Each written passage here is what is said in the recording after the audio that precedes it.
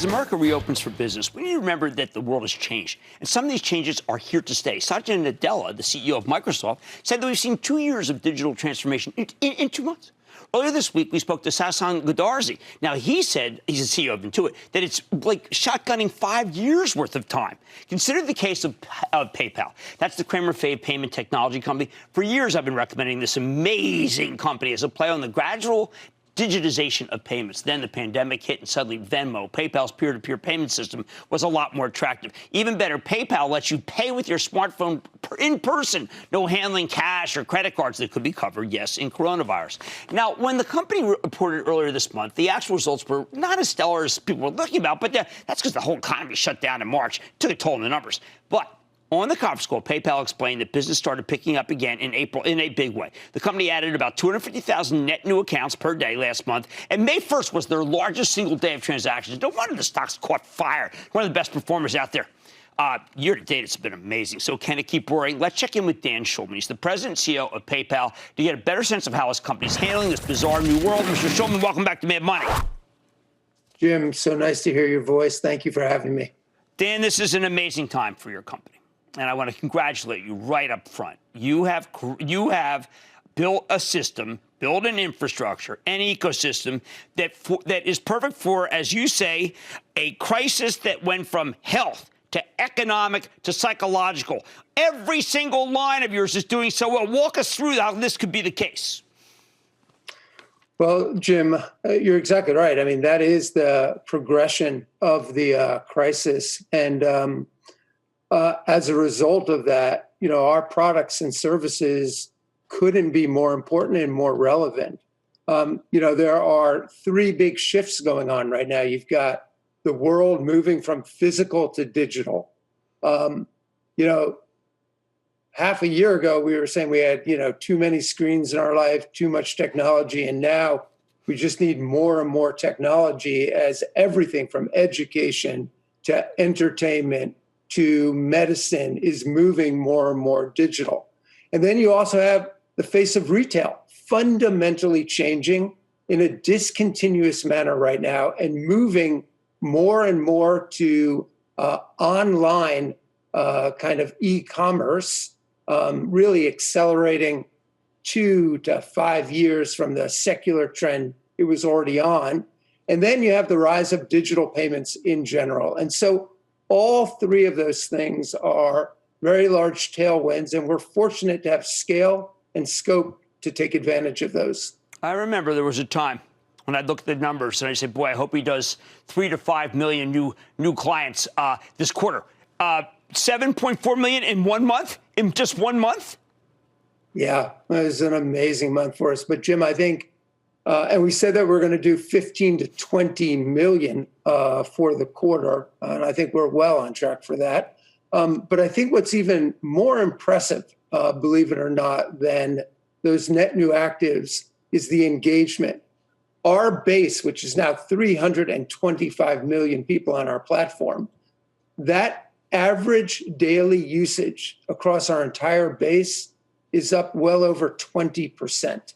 And the new cohorts of users coming on are 30% more engaged than previous cohorts. And it's just really, people are embracing digital payments, and I think that is going to continue on.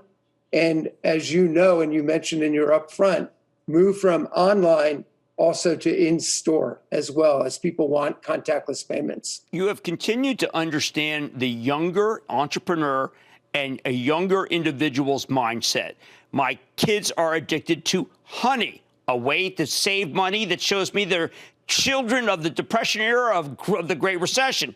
My executive producer's husband saved, I think, maybe that's too aggressive a word, by a note coming from PayPal ahead of how his business was doing, saying you've got forbearance. We don't want to hurt your company. These are things that normally are, let's say, too ethereal for a CEO to see. But there are things that you're doing because you're building lifetime value customers from day one, aren't you? Yeah, that's what the goal is, Jim. The goal is to increase our scale, but very importantly, to have PayPal and Venmo become everyday apps. to be able to do more and more of your financial life on that app. Honey is a great example. Honey's mission, and the reason we bought that company, is their mission was to make money fair. And what that really meant is, how do you help different populations, all of us who are struggling, because there was a crisis before the economic crisis. You know, half the country had less than $400 of savings. 185 million adults in the US struggle to make ends meet at the end of the month. And Honey basically helps you to find the best price for the goods and services you're interested in. And so it not only helps consumers, Jim, but it helps merchants to sell more to those consumers. And to give you an idea of how much that value proposition is catching on, the recent net new actives into Honey are up 180% over where they were pre-coronavirus. That's incredible. At the same time, I know you talk about $100 trillion total addressable market, which means that there's room for a lot of companies. But Apple Pay, when I look at it, I think to myself, does Dan have to pick a legal fight? Because Apple, I would say, in many ways blocks PayPal. And I don't know if that's fair, whether it's that like Microsoft in 1999, or is there just room for everyone? We don't have to think about it. Or is there a technology that you have, the QR code, that maybe makes it so it's all fair and love and war? Yeah. Well, I'd say, first of all, our relationship with Apple is, in general, a pretty good relationship. Obviously, we compete in some places, but we're very close partners in a lot of other places.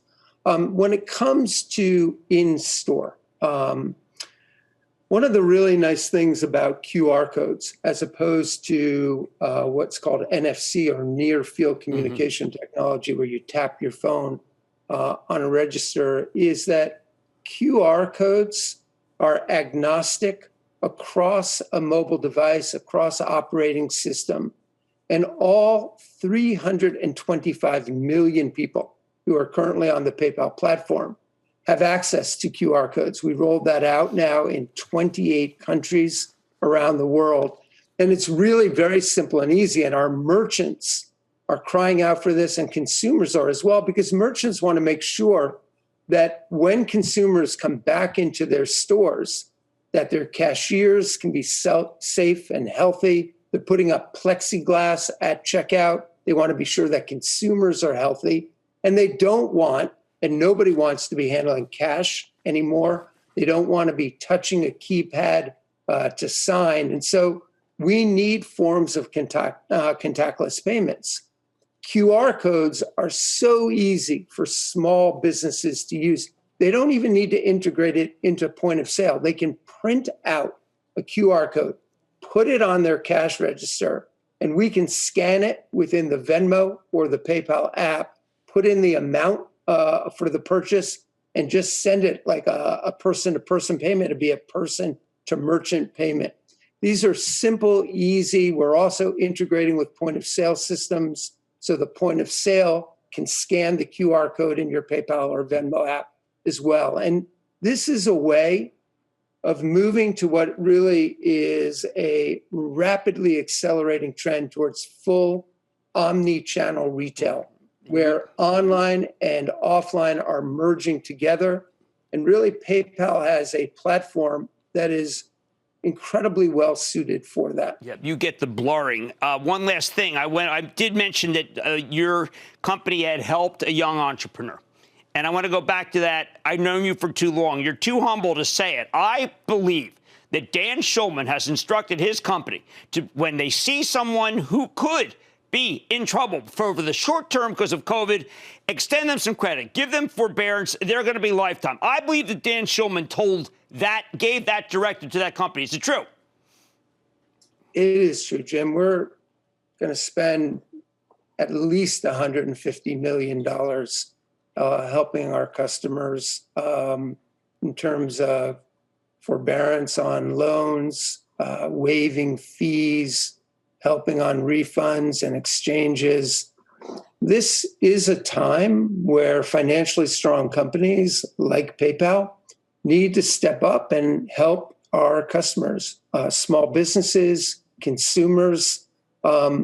We need to not only provide the services that they need, which are, as I mentioned, are more important than ever, but we also have to have a degree of empathy and support for them. And I believe that the costs associated with that will be far outweighed by the goodwill and the benefits that come from that over the medium to long term. And it's the right thing to do. It's the right thing to do. It's the right thing to do. Dan Schulman, President and CEO of PayPal. There's a reason why stocks go up besides just the numbers. There's an ethos, there's a belief, and there's a philosophy. Dan Schulman has all those that are right. Mad Money's back into the break.